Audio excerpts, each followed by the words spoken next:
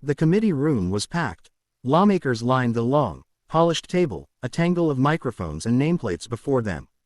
The audience seating was filled with reporters, aides, and a few curious members of the public. Television cameras rolled silently from all angles, catching every twitch of expression. At the center of the action, Congressman Jim Jordan leaned forward, sleeves rolled up, voice sharp with his usual combative energy. He pointed a finger as he launched into a string of rapid-fire questions, his tone growing increasingly self-assured. The witness tried to respond, but Jordan barreled over him, referencing a so-called second habeas provision as justification for his claims. The room stilled slightly, and a flicker of confusion crossed several faces. That term didn't sound right, because it wasn't. Representative Jasmine Crockett, sitting a few seats away, adjusted her glasses and leaned into her microphone. Her tone was calm, deliberate, and laced with just enough steel to cut through the air. "Mr. Jordan," she began, voice slicing through his soliloquy like a scalpel, "I hate to interrupt your performance, but I need some clarification." Jordan looked up, momentarily caught off guard. She continued, steady and composed. "You just referred to something called the second habeas provision. I've been practicing law for over a decade, and I've never heard of such a thing. Could you tell the committee where that appears in our Constitution or legal code?" Jordan shifted in his chair. His mouth opened slightly, then closed. A flicker of hesitation crossed his face. He reached for some papers in front of him but found no rescue in the shuffle. A low murmur rolled through the room, press tapping away at keyboards, staffers exchanging sidelong glances. Crockett didn't blink. "Because if we're going to sit here and question witnesses on legal principles, I think it's only fair that we rely on ones that actually exist." Jordan attempted to recover. "Well, I mean, it's a broader concept, it's understood in legal circles." "No," Crockett interjected, her voice firmer now. "It's not. Habeas corpus is very real. What you said is not. You're misrepresenting the law, and frankly, it's beneath the dignity of this committee." Silence. The cameras zoomed in. Crockett sat back slightly, her face unreadable. Jordan clenched his jaw, suddenly finding the weight of the moment much heavier than when he had first lunged for the mic. The hearing chair tried to move the discussion forward, but the moment hung in the air. The damage was done. The audience didn't cheer. It wasn't that kind of room, but the energy had shifted. Everyone knew it. The tension in the hearing room hadn't dissipated, it had evolved. After her pointed challenge, Jasmine Crockett now held the floor, and all eyes were on her. The cameras remained trained, anticipating what came next. A few lawmakers leaned forward slightly, sensing they were about to witness something memorable. Jasmine calmly reached into her leather folder and pulled out a small, worn copy of the U.S. Constitution. She held it up for everyone to see, not as a prop, but as a foundation. Her voice was steady, with that unmistakable clarity lawyers reserve for moments of precision. "Let's be very clear," she began. "Since my colleague introduced a legal term that doesn't exist, I think it's important we take a moment to revisit what does exist." She flipped it open and tapped a finger against the page. "Habeas corpus is not some vague concept floating around in legal circles. It's enshrined in Article 1, Section 9 of this very document. And while we're on the topic, there is no second habeas provision. That's not a thing. Not in this Constitution, not in statutory law, not in any legitimate case law." Across the room, Jim Jordan shifted uncomfortably in his seat. His usual swagger had cooled. He tried to interject. "With all due respect, Representative Crockett." "No," she said sharply, not looking away from the text. "You're not going to shout over me today. We're not in a wrestling ring. This is Congress. Let's act like it." The moment hit like a hammer. A few members from both sides looked stunned. A staffer in the back stifled a gasp. Even the stenographer paused for a fraction of a second, blinking before resuming her furious typing. Jasmine closed the Constitution and folded her hands on the desk. Her tone softened, but only slightly. "When you misuse legal terminology on a platform like this, it's not just embarrassing, it's dangerous.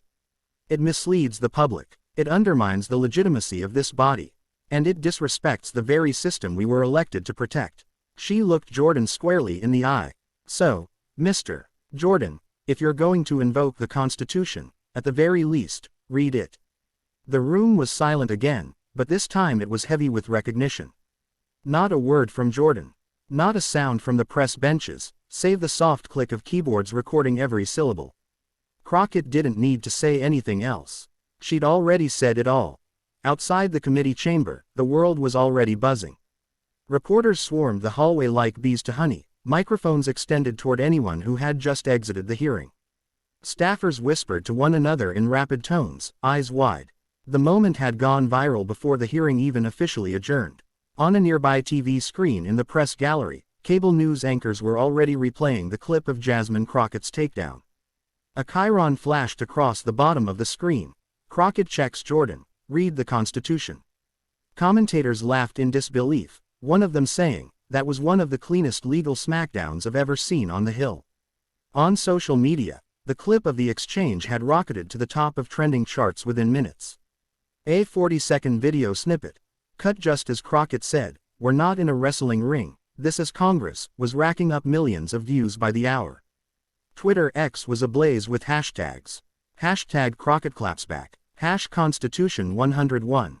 Hashtag Jordangochuld. Hashtag LiveTVTakadown. Someone had already made a side-by-side meme.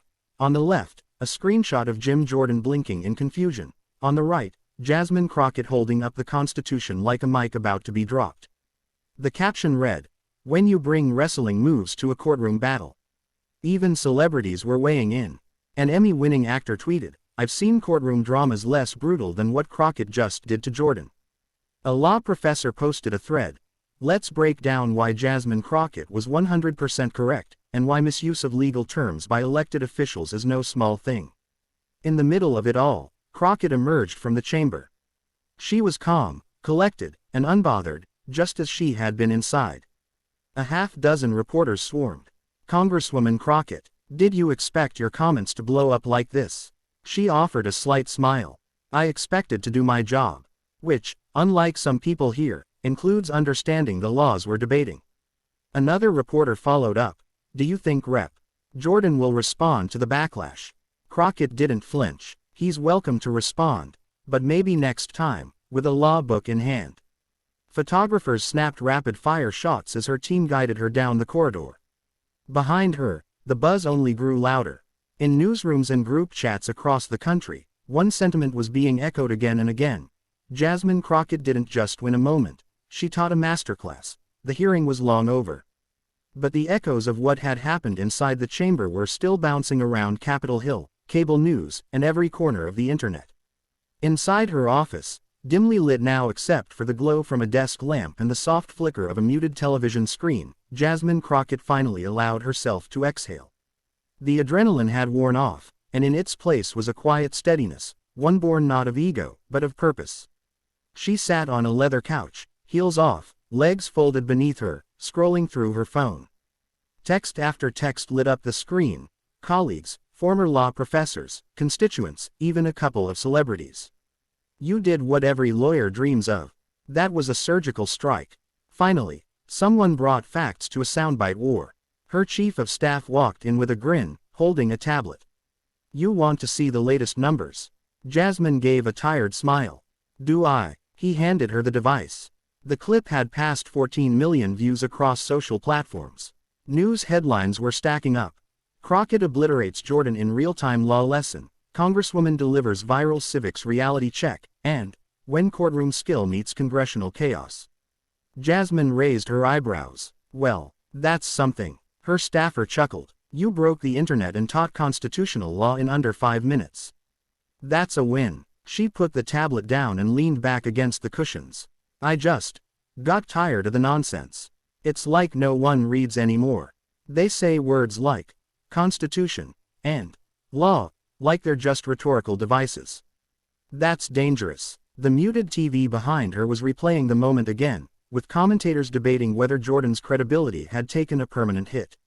One anchor remarked, "This was not just a viral moment, this was a pivot point." Crockett reminded everyone that facts do still matter. Her phone buzzed again, an email from a professor at Howard Law School. The subject line, "My students stood up and clapped." She read it, smiled to herself, and set the phone down gently. Across the room, one of her aides was pinning up a printout of the now famous meme, the one with her holding the Constitution and Jordan looking dumbfounded. Jasmine looked at it and laughed softly. I guess that's staying up. Framed, the aide replied. Already ordered. Jasmine shook her head, amused but not distracted. Well, let's enjoy the memes now. Because tomorrow, we've got a markup session on voting rights. And I'm betting someone's going to misquote the 10th Amendment. She stood, stretching her shoulders, then turned to the whiteboard near her desk. At the top, in neat handwriting, was a list titled, Facts Still Matter. She picked up a marker and wrote underneath it, Step 1. Make them read it. And with that, she got back to work.